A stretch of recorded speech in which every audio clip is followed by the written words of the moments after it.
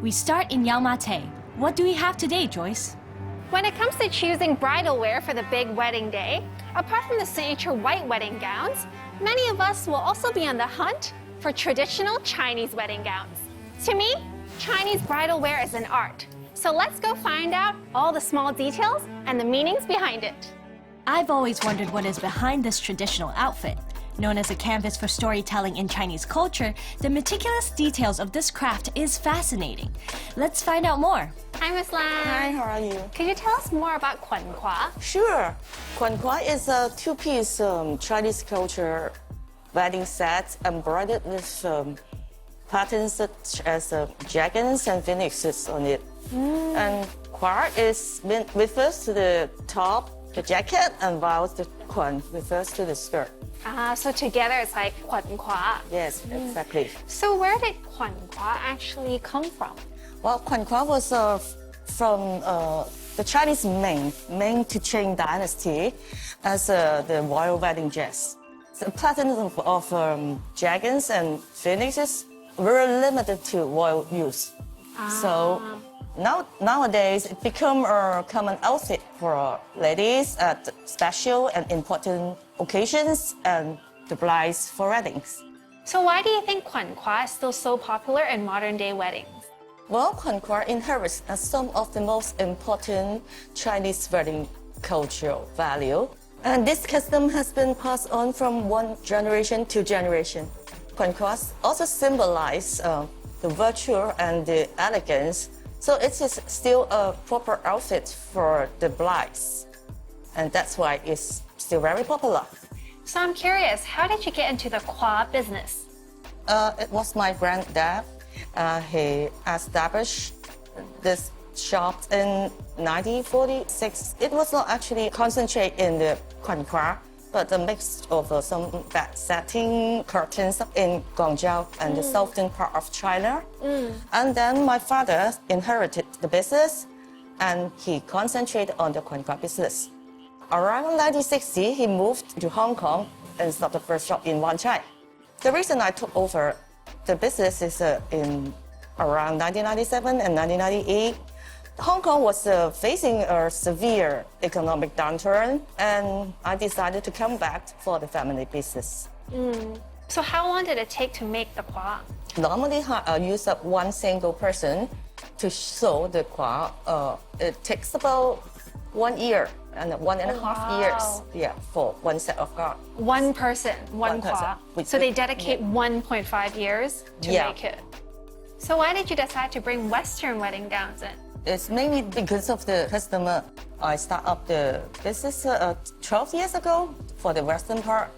And it was not very good at that when I first started up the business because I didn't know where to get the dress, where to get the good quality of dress. So it was like an entire learning process. Yeah. 老師傅, what do you actually do? 我負責裁剪嘅，我負責將嗰啲褂片咧剪好佢咧，咁樣即係做好佢一套褂咁樣。So you're actually in charge of doing all these fabric cutting, so we can later assemble them together and make a kwa. So how long have you been doing this for? 我喺14歲開始做咗都應該有55年㗎啦。Wow, so you've actually started when you were just 14 years old and you've been doing this for 55 years. You must be very experienced. So in terms of fabric, is there anything special? 褂嘅布料咧，以前咧就有啲咧就用真絲嘅，但係真絲咧就比較軟啲。咁我哋而家咧就用飾丁，飾丁咧就係即係挺身啲嘅咁樣啊。So traditionally back in the days, a lot of people might use silk, but it's a bit soft. And these days we like to use satin fabric because it's more sturdy. And when you put it together and make it into a kwa and put it on, it actually looks a lot more beautiful. 呢個飾丁咧就喺日本，即係日本嘅料嚟嘅。呢啲咁嘅金銀線咧就係法國嘅咁樣。So this fabric is actually from Japan, and all these thread came from France. What do you hope to bring to all your customers? 我哋希望咧嗰啲褂做出嚟咧，嗰個新娘子咧就係着得係非常之好，因為佢係一生人咧就最高興同埋最大嘅日子嚟㗎嘛。Because this is one of the most special days in the bride's life. So your one wish is to really make the bride look the most beautiful that day and hope that when they wear the kwa, it will really make them pretty, happy, and have a very good celebration.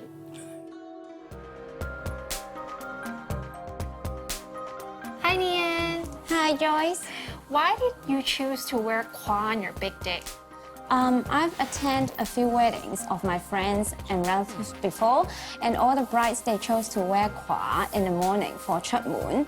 I think it's also symbolized that it's the beginning of you becoming someone's wife. So, what do you look for when choosing your own kwa? To me, a layman, at the beginning, I think all the kwa, they all look the same. I don't know if you share the same view.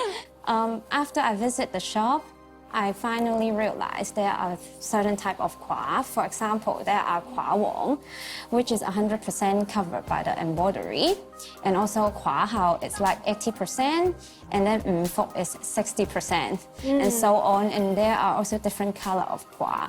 At the beginning, I don't have a particular type of kwa that I want to look for, but I came to the shop and they give me some advice, and I try on some kwa, which also helps me to realize which one looks best on me. So what did you end up picking? Oh, I chose the kwa hao, yeah, which is 80% covered by the embroidery. I think I look slimmer in the kwa hao. Yeah, so I went for the kwa hao at the end. Because there's a bit of shadows maybe, which highlights your figure a little bit? It also shows a little bit of the fabric color, which is red. So what about the color of the thread? What's yours? The traditional one normally contain gold and silver, but mine it's a bit trendy design, which I would say it's now an updated version, which also includes some green and some pink. So everyone has like an idea of a dream wedding dress, but do you think they would have an idea of like a dream kwa? I think nowadays you can easily search on a lot of kwa posts or photos online. For me, the advice for all the bride to be, it would be go to try on the kwa so that you can find out which kwa looks the best on you. I think until you examine the kwa in real and you can take a closer look of it, then you will realize that it does involve a lot of details. Yes. Hi, Winter. Hi. So can you tell us why you picked this shop in particular to shop for your wedding dress?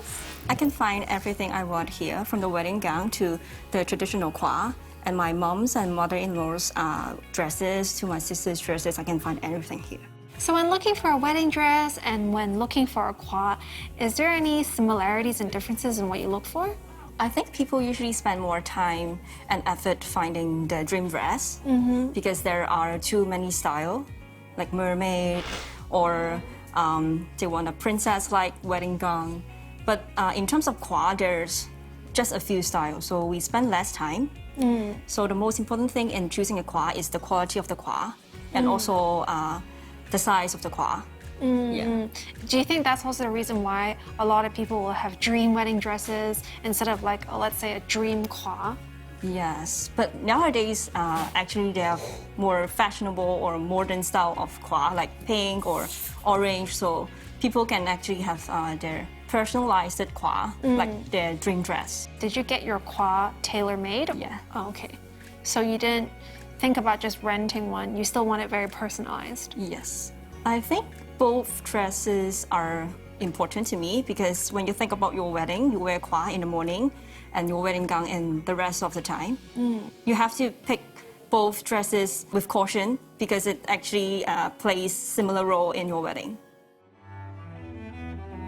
It's beautiful to see such passionate people working so hard to keep the Chinese bridal wear traditions alive, reinforcing cultural value and identity. There's so much beauty behind it, and that's why it'll always have a special place in weddings, even in this day and age. I've personally always thought about wearing a kwa on my wedding day, and learning about all the meaningful stories behind the art of kwa, I now have a different kind of appreciation for it.